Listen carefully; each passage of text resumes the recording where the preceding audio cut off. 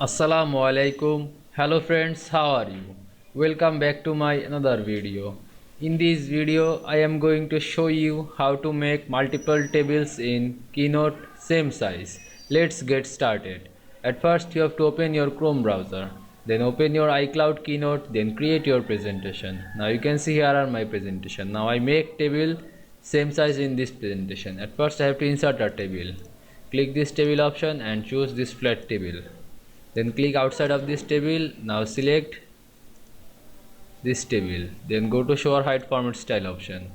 Now I make table height 100 pt, then press enter, and width 120, then press enter. Now select this table and move here. Now I drag on my mouse and select this all table cell, then press Ctrl C, then press anywhere to Ctrl V. Now move this table. Again I select this table and press Ctrl C and press Ctrl V.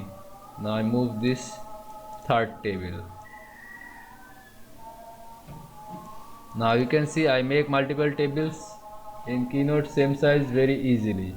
I hope you enjoyed my video. Please like, comment, share and subscribe my channel. Thanks for watching.